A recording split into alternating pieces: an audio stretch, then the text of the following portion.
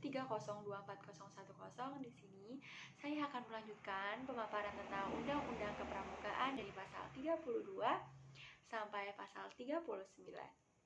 Pada pasal ke-32 terdapat dua ayat, yaitu ayat pertama, Satuan Organisasi Gerakan Pramuka sebagaimana dimaksud dalam pasal 23 ayat huruf B, huruf C, dan huruf D sesuai dengan tingkatan dalam membentuk Satuan Karya Pramuka, Gugus Dharma Pramuka, Satuan Komunitas Pramuka, Pusat Penelitian dan Pengembangan, Badan Informasi, dan atau Badan Usaha.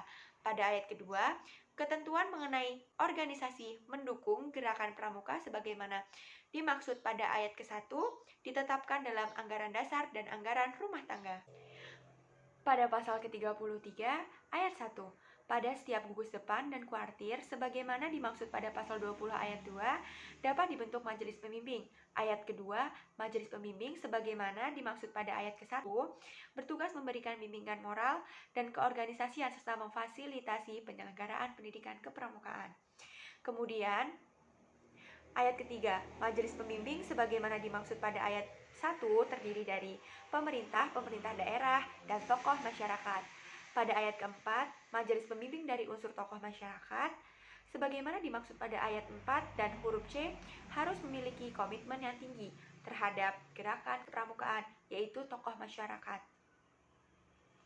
Pasal ke-34 terdiri dari dua ayat. Ayat pertama, ketentuan lebih lanjut mengenai tugas, fungsi, tanggung jawab, susunan organisasi, tata kerja, gugus depan, kuartir, dan majelis pembimbing ditetapkan oleh anggaran dasar dan anggaran dasar gerakan pramuka.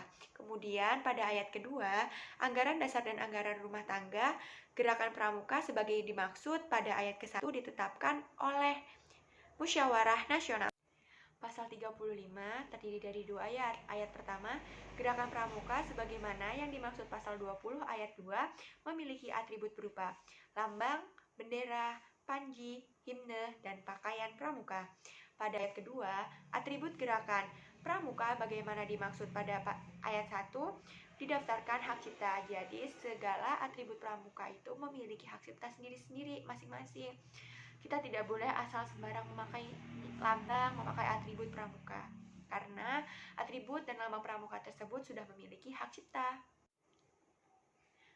Pada pasal ke-36, pemerintah dan pemerintah daerah bertugas menjamin kebebasan berpendapat dan berkarya dalam pendidikan kepramukaan, membimbing, mendukung, dan memfasilitasi penyelenggaraan pendidikan kepramukaan secara berkelanjutan dan berkesinambungan, dan membantu ketersediaan tenaga, dana, dan fasilitas yang diperlukan untuk pendidikan kepramukaan.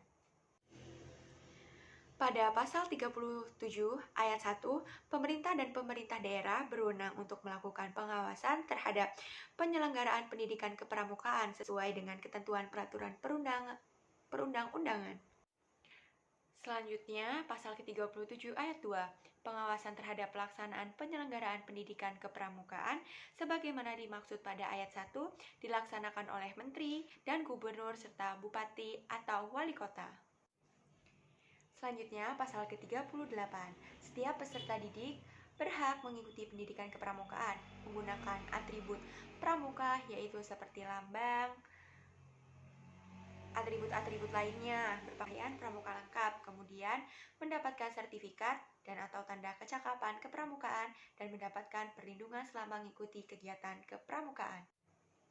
Selanjutnya, pasal ke-39.